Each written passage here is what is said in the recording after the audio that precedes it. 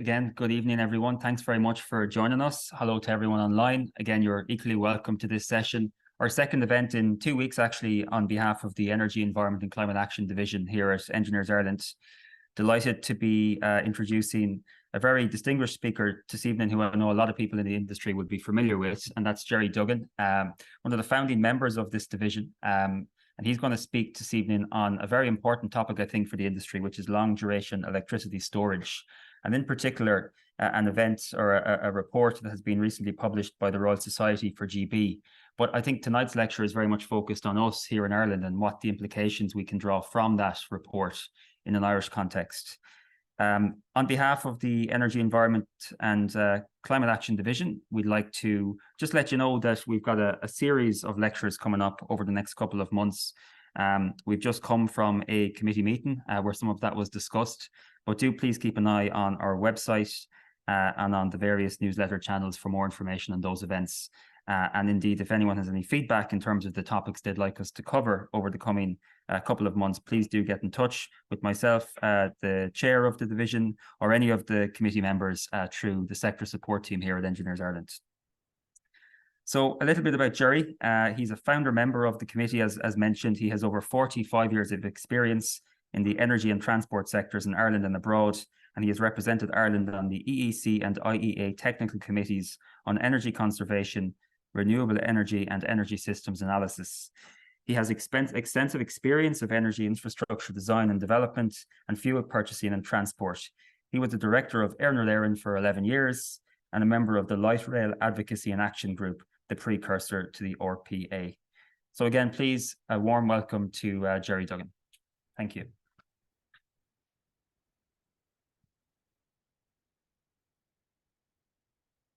Thank you, Chair. Large-scale electricity storage, a wonderful concept and difficult to achieve.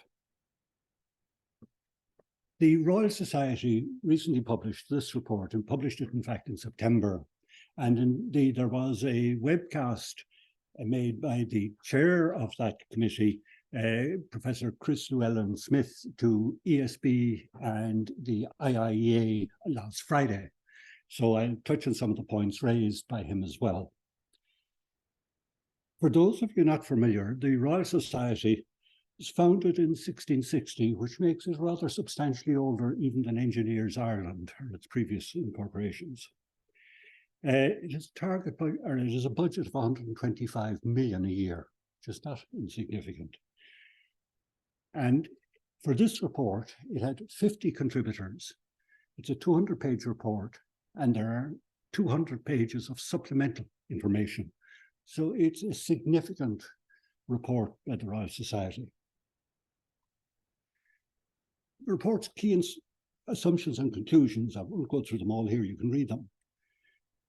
But the base electricity demand in the UK is forecast not to increase very much from where it is at present. Heating is put in at 96 terawatt hours. And this is supposed to be for, you know, a decarbonized economy. The heating demand in the UK at the moment is 750 terawatt hours, predominantly met by natural gas. Now, even if you assumed heat pumps with a COP of 3, 96 terawatt hours would still only represent less than 40% of the heating demand. The Royal Society said they believed, and I would agree with them, that very much improved energy insulation, conservation, etc., was the way forward. The difficulty is delivering it. So there is significant uncertainty associated with that number. They also had a very significant point, and Professor Llewellyn-Smith emphasized this in his presentation on Friday, that no reliance is placed on interconnector imports when determining backup energy requirements. Now, this is quite significant because certainly quite a lot of the analysis undertaken in Ireland assumes interconnection imports in times of stress. And the argument was that if you look across Europe, if you take, say, winter 2009, 2010, we have very large meteorological conditions leading to very low wind speeds over a very large portion of northwestern Europe, and at the same time, very low temperatures. In other words, you have a high demand for electricity and a low potential for importing power, certainly from any of the countries that have a large amount of wind generation. Now, if you look at France, for example, in France, the electricity demand, the peak electricity demand is twice that of in Great Britain, despite the fact that it's a very similar size economy. And the reason, of course, is when France went nuclear, it also decided that it would go electric heating. So there was very large electric heating load. And effectively, that peaks, obviously, in periods of low temperature, and therefore the ability to import from France will also be restricted, despite the fact that they may be far less dependent on wind.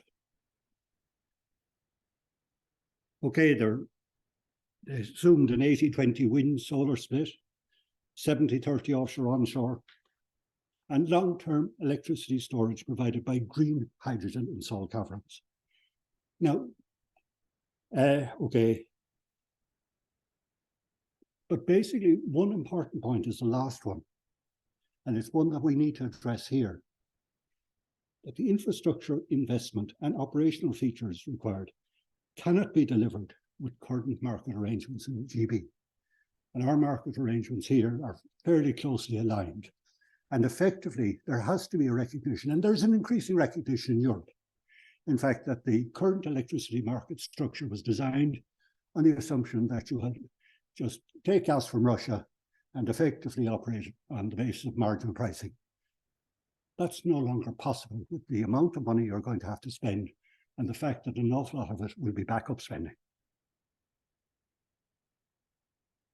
But there's one key problem with the Royal Society's report, and that is their assumption in relation to wind/solar costs. They used 3 reports as a basis.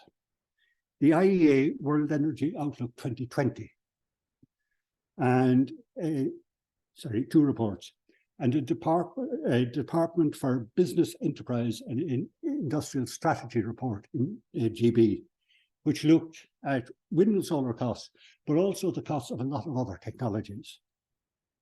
But if you look at the prices they're talking about, the central assumption is 35 euros a megawatt hour in 2020 costs for wind and solar mix. Clearly, in today's conditions, that figure is way off. Recently, the chairman of RWE in the UK said he believed that for offshore wind, a price of 55 to 75 euros a megawatt hour was necessary. And that was on the 2012 basis. If you translate that into the current position, you're talking about close to £90 a megawatt hour. Now, the assumptions that the Royal Society made that a wind solar solution is the optimum one and doesn't require anything else other than backup hydrogen has to be queried on cost grounds. And indeed, the Belgians have reached quite a similar view. They've decided that a mixture of small modular reactors and offshore wind is what their system should be based on. So I think there are serious questions to be raised in terms of what future strategy should be in Ireland. This is a picture of the variability of wind and solar power. And as you can see, in the winter area, for wind power, you have extremely large month-by-month variations from year to year. So, you know, predictability, it ain't.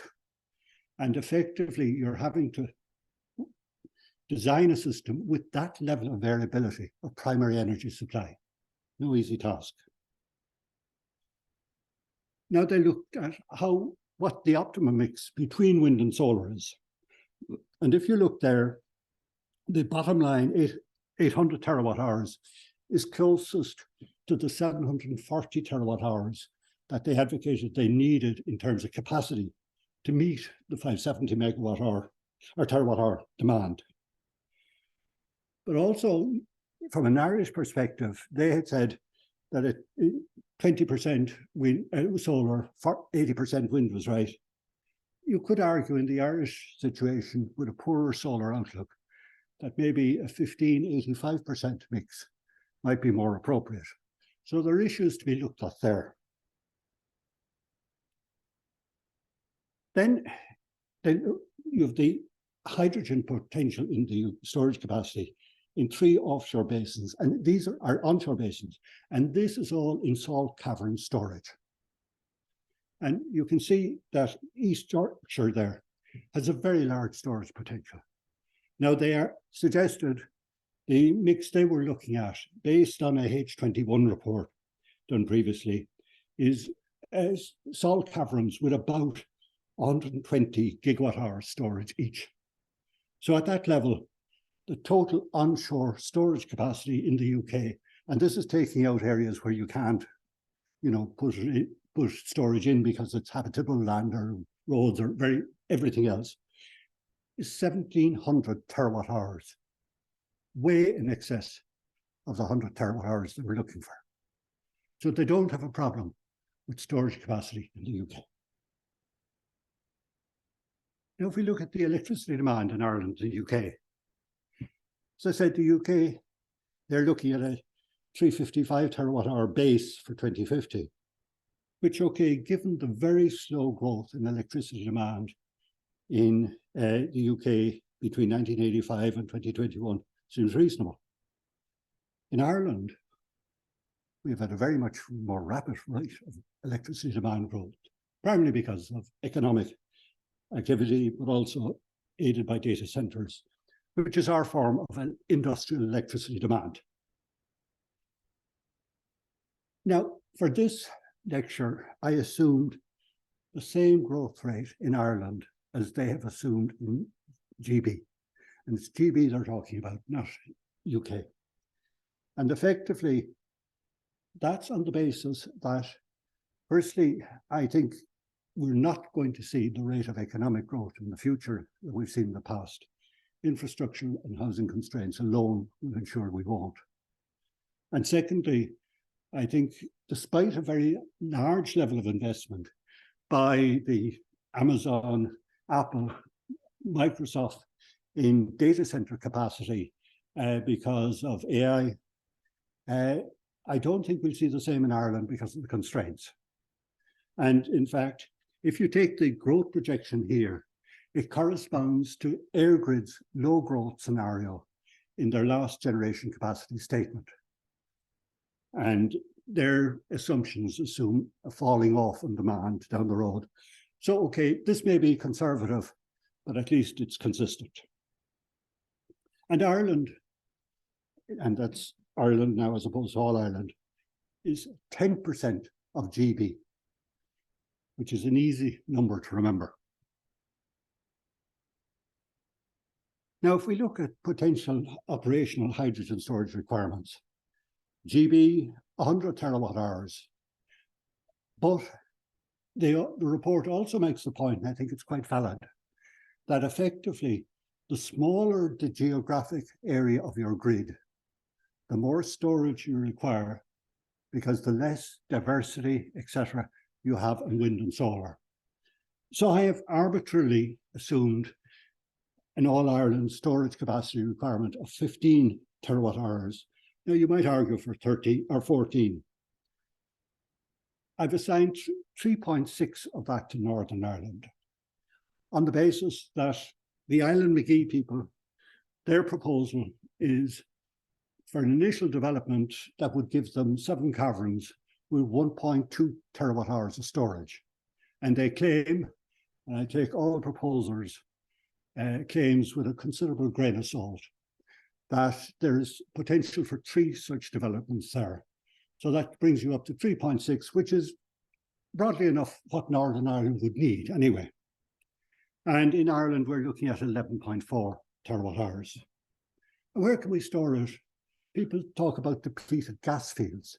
And indeed, Professor Llewellyn-Smith mentioned this in his presentation, and particularly Southwest Kinsale, which on the basis of the original thing has a storage capacity potentially of 6 terawatt hours. Significant contribution potentially. Now, Corrib and the main Kinsale field are far too large. I mean, the cushion gas would cost you a fortune. So you can forget about them. And let's look at Southwest Kinsale. But there's a problem, two problems if we go back. Sorry. One is that effectively there is no, the use of depleted gas fields for hydrogen storage has not been done anywhere. And there are good technical reasons for not doing it. The first reason is because of the very small hydrogen molecule, it could migrate out of the structure, go through, cracks, crevices, call them what you like, in a way that natural gas wouldn't have. And this is true even if you look at pipework, etc. For hydrogen, it has to be certified as being suitable for hydrogen because of its small molecular size. The second is hydrogen is highly reactive. It's used for that purpose in the pharmaceutical industry, but it can react with both the pore structure and with the water underlying the pore structure. So there are significant issues associated with hydrogen storage in depleted gas fields. Professor Llewellyn-Smith pointed out or drew attention to an IEA, a 250-page IEA report in relation to using depleted gas fields for hydrogen. And the IEA, as part of their technology evaluation process, ranked things on a scale of 1 to 12 in terms of where they are in terms of commerciality. They put hydrogen storage in depleted gas fields in the range 3 to 4. In other words, a very long way from commerciality. But even if those problems were solved, there is a major problem. And that is that the flow rates from wells are not sufficient to support any significant level of hydrogen generation. And this is due to the fact that hydrogen has only 30% of the calorific value of natural gas on a LHV or NCV basis. And these are the flow rates. Now, in the case of Southwest Kinsale, and John, you may correct me on this, that flow rate was put forward by Fergal Murphy, the president of Marathon Petroleum in Ireland, in this building in 2002 at a breakfast briefing, which I attended. And there's the flyer from it, in case you don't believe me. So effectively, he put forward that in practice, it may have been higher than 3.4 BCM per day max, but that only yields 212 megawatts, which is insignificant in the context of what's needed. So I suggest that salt cavern storage is the only form of hydrogen storage capable of delivering the volumes required to power thousands of megawatts of backup generation.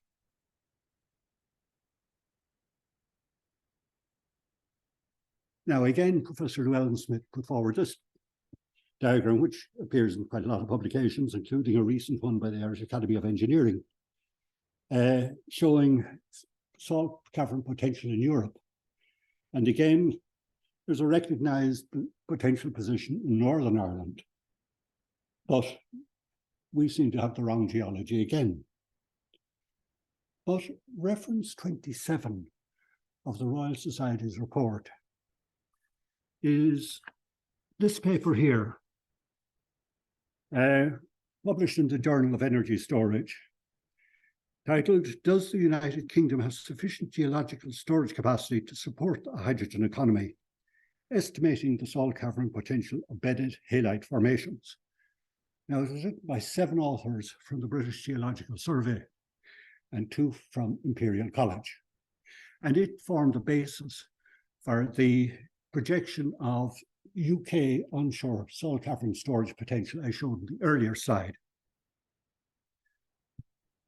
But it is a different picture in it.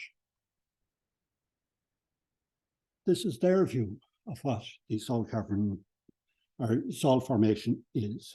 Now you can see the kind of greeny area there, very prominent in East Yorkshire, and that's what's making East Yorkshire such a potential area for storage. And indeed, it has been well developed. You can see various things there that are either, well, in one case, a hydrogen storage facility originally developed by ICI in operation for a long time. And there are a number of salt cavern natural gas storage facilities in that area. In the East Irish Sea off Preston there, you can see the same colour kind of trending through with a grey overlay there. And that's a fairly well proven area with what would be considered quite deep salt formations. And if you look at the Kish Bank in Ireland, you can see a suggestion, again, of the same type of geology. So there may be potential in the Kish Bank area. Now, SEAI and the Geological Storage, or the Geological Survey Ireland, commissioned a report to look at old data in relation to the Kish Bank and Irish Sea areas. This is old seismic data acquired during exploration activities there. But in the paper by the British Geological Survey, they pointed out that there were 4 requirements necessary to prove salt cavern storage potential. And effectively, only one of those has been done to date here. The reason is steps 2 to 4 are very expensive. You're into oil exploration type expenditure. And the question is, who's going to pay? So that is a serious issue. And hoping the geology will turn up trumps is not a basis for sustainable planning. Plan B is essential.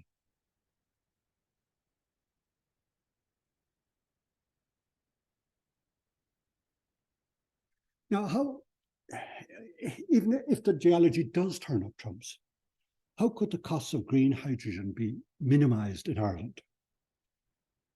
I believe we should maximize the use of onshore wind generation and thus plan to achieve at least a 50-50 onshore-offshore split.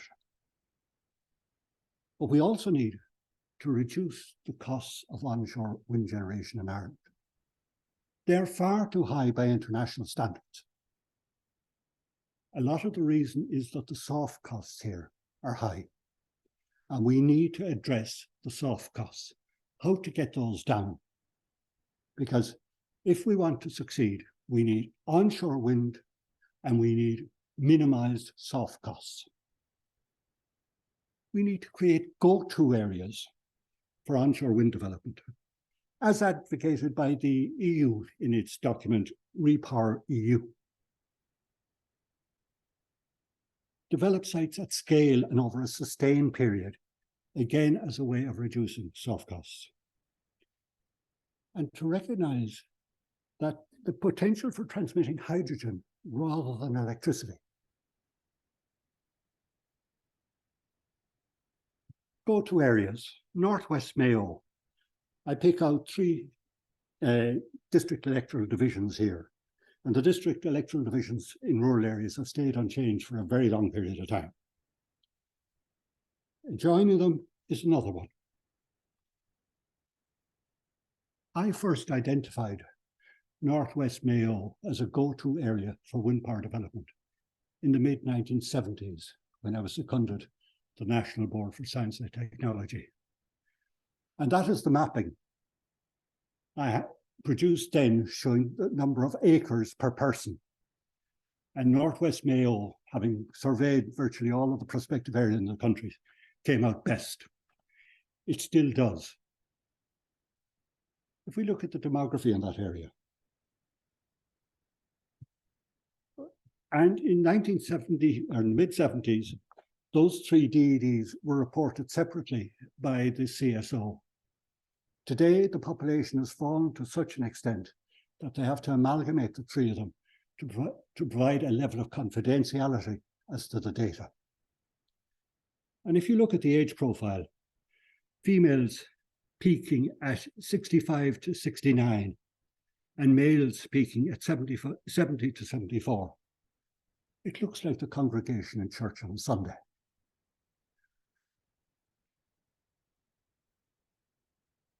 "158 people in all. Phenom West age profile, much the same, but with a bit more variability in it. But clearly, bachelor farmer country. Now, okay, let's look at environmental constraints.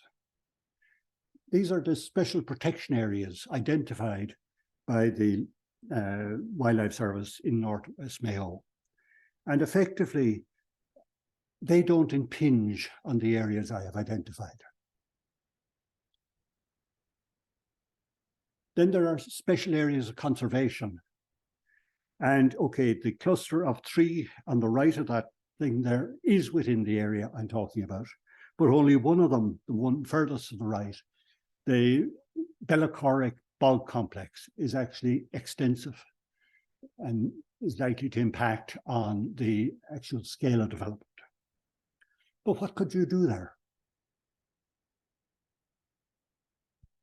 Firstly, if we look at the area, you're talking about 30,000 hectares with a population now of just 267 people, which has fallen by nearly 50% since 1990.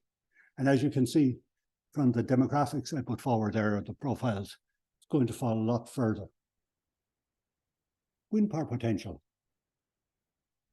We look at figures. If we take the mid figure of 0.15 megawatt per hectare, you're looking at 4,500 megawatts of onshore wind potential in North West Mayo in just one area. Now, could 4,250 megawatts electrical be transmitted from North West Mayo? No, it's not realistic to plan on being able to connect that, given the experience we're having with North, South and everything else. The last, Money Point was the last time we did major power lines. Flagford, Cashla, or Cashla, Old Street was the last time we successfully built a power line. And that was Kieran O'Brien back in the early 1990s. But gas transmission is much more cost effective. The East-West electricity interconnector and the second gas interconnector were constructed at the same time and both cost 500 million in a round. East-West electricity connection, it has a transmission capacity of 530 megawatts, which at the moment is being used almost on a daily basis. IC2's gas transmission capacity is circa 15,000 megawatts. So even if you divided that in 3 for hydrogen, you're talking about a potential for transmitting large amounts of power at relatively low costs, or large amounts of energy, shall I say. But to get acceptance to putting, a vast fleet of wind turbines in North West Mayo, I suggest we look at North West Mayo as an energy hub. High voltage substation, yet connections for 425 megawatts of wind, appropriate step-down facilities for electrolyzers. You'll need water storage, treatment facilities with a capacity of 3% of Dublin City's water treatment capacity. Now, fortunately, shortage of water is not a problem in North West Mayo. 4,250 megawatts of hydrolyzer plant, which would produce up to 25 million cubic meters per day of hydrogen at 74% efficiency. Now, the Royal Society, in its report, always used the top end of the ranges it had for efficiency in terms of electrolyzers, or power generation, for everything else. The range is probably 68 to 74%. So, and you need hydrogen compression plant, obviously. Now, this is the gas grid as it stands at the moment.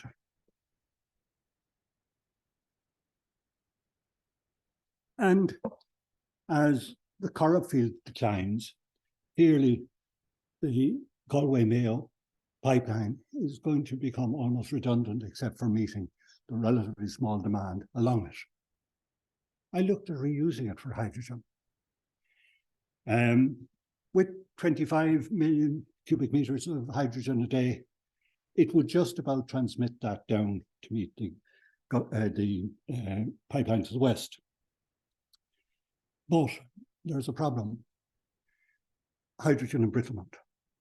And effectively, it's a well-known phenomenon that existing gas pipelines, hydrogen has the potential to damage them.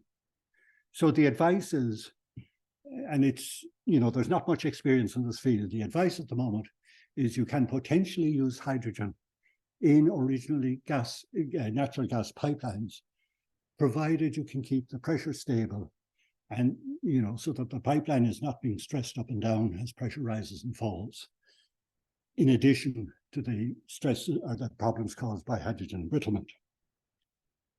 But it's not possible to do that with the type of inflow we're talking about, because it's going to go up and down like a yo-yo as the wind goes up and down. So there's no possibility of keeping the pressure stable. So effectively, I think you're looking potentially at this. Pipeline from there, shown as going to Gormanstown, should I say. It's 225 kilometers long. I'm assuming same pipeline diameter as was used on the pipeline to the west, that's 750 millimeters. If you had an 85 bar inlet pressure and 40 bar outlet pressure, that pipeline would deliver 20 million cubic meters a day on natural gas. Now, there is a view in the literature that flow rates with hydrogen can be higher because the molecular size is smaller. So that would appear appropriate for 25 million cubic meters of hydrogen a day, with a reasonable margin of safety. Let's look at Gormanstown. Army camp there, First World War relic, used occasionally. 80 hectares. If we are serious about decarbonisation, we are going to have to be serious about using the assets we have available to do so. I would see Gormanstown as an energy centre, site for the hydrogen above ground installations, hydrogen compression and treatment facilities, electrolyser installations for surplus RSC wind generation, because there will be periods of surplus from the RSC. Backup generation, hydrogen HV substation for connection to the grid. And it's a potential landfall for the North RSC array, a 500 megawatt development being undertaken by Statkraft, where the proposed landfall is actually Braemore, which is only a kilometre or two down the road from Gormanstown.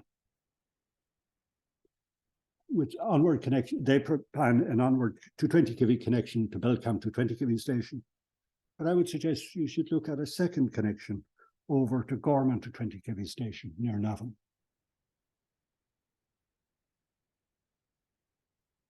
And look at what you can do from Gormanstown. Effectively, you can put in a pipeline by sea down to the Kish Bank if it proves suitable for storage, and back up into Dublin Bay to meet the generation needs in that area. Because you're not going to be able to get a hydrogen pipeline through the city. But the second thing you can do is bring a pipeline from there down to the northwest city, or North City, where you have, okay, obviously Huntstown, but also a lot of generation tied in with data centers, standby, and now indeed increasingly baseload. So it seems a good location to actually create a hydrogen hub from. Now, let's look at the backup generation options. And the Royal Academy ruled out using existing CCGTs or OCGTs. These are the efficiencies there. Okay, as I said, I think we should always be looking at the 2000 megawatt plus of generation at data centers as a resource, not just sitting there doing nothing most of the time.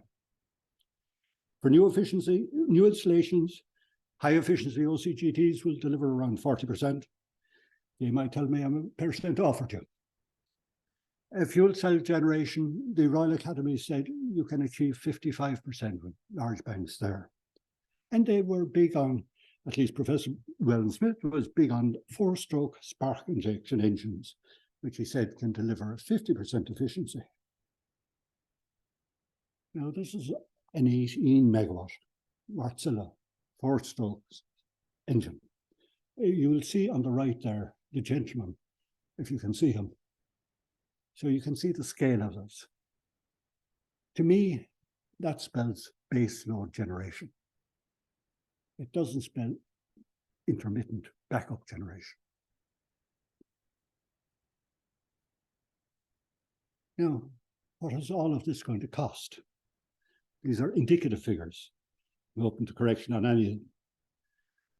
But effectively, for the additional wind generation and solar, you're looking at a combined cost of 30 billion by 2050. And remember, that's based on a relatively conservative growth rate. And that's giving you solar or wind capacity of almost 20 megawatts, 19 megawatts, including what's there at the moment. And this is what the backup costs. These figures, by and large, are taken from the Royal Society's report. You're looking at 17 billion. And that's assuming a 74% electrolyzer efficiency, and also assuming you're looking for an operational storage capacity of 11.4 megawatts, but you're going to have to provide cushion gas as well, because you can't just go down to zero in salt cavern with any sort and get any sort of flow rate. So I've assumed a 33% cushion gas, which is less than you would have if you were using if you take a gas reservoir, say take Southwest Kinsale, it was operating with a larger cushion gas level than that. But because you're talking salt cavern storage, you can come with lower cushion gas requirements. So the total cost you're looking at there leaves you very little change out of 50 billion. And that has a series of exclusions on it. And I believe the funding for the backup energy has to be by way of a PSO. There is no way the market will fund this. And effectively, you're looking at 15 euros a megawatt hour in constant money terms, i.e. going up with inflation, from 2025 to 2050 to fund that type of development. A lot of money. When people are screaming about their electricity bills, and when the government is trying to subvent them, as it stands at the moment. The conclusions. Achieving net zero electricity generation by 2050 will be extremely challenging. 2040, frankly, forget about it. The options outlined above are almost certainly suboptimal, and they only cover half the picture. You only have the electrolyzer capacity or thereabouts. And you need generation on the Shannon Estuary, you need generation in Cork. I think that is likely to be imported ammonia, because you can establish storage facilities at Ballylongford, and indeed electrolyzer facilities at Ballylongford, because you have a considerable amount of generation in North Kerry, West Limerick, etc., wind generation. You can look at using, if you take, say, LNG import facilities, and the Academy, where I'm also involved, has argued somewhat differently from Paddy's people that we need onshore storage facilities for LNG. And those are capable of being reasonably easily, provided them choose the metallurgy correctly, they could subsequently be converted to ammonia storage. Ammonia has a liquefaction temperature of minus 30 degrees C, as opposed to minus 152 degrees C for LNG. So, the boil-off rates will be a lot lower there. And certainly there's a fair amount of interest at EU level in looking at projects in Africa and North Africa, and indeed in Namibia, with ammonia being the carrier from there. Now, the options I've outlined here will not be feasible unless our geology turns up trumps. An expensive exploration program to establish the potential for salt cavern storage in Ireland is, I would argue, urgently required. We need some basis for future planning. At the moment, we do not have it. And the development of an alternative Plan B should start now. Given our low population, go-to areas for large-scale onshore wind development must be identified, permitted, and developed. And I would see those areas being covered by an SDZ, a strategic development zone, voted by the local authorities as saying, yes, we're agreeing to that there would be a master plan produced for the development of the area, in which then individual wind farm developers could go in on the basis of the permits granted, etc., and construct in a straightforward manner, bidding into the process. Due to international developments in the past 2 years, the Wild Atlantic Way, in my view, seems certain to remain a tourist destination rather than a location for large-scale offshore wind development. You'll have seen what happened with Ørsted in the US, where they wrote off $4 billion this month. In the North Sea, you're seeing people pulling back. Effectively, companies are pulling back to the lowest risk projects they can find. The lowest risk projects you can find are onshore wind farm development. I think that's where we need to focus, and that's where we're likely to attract international money. Now, okay, the East Coast is different. You've shallow water there, close to the market, etc. So I see that as being separate and viable. But the West Coast, my view is forget about it.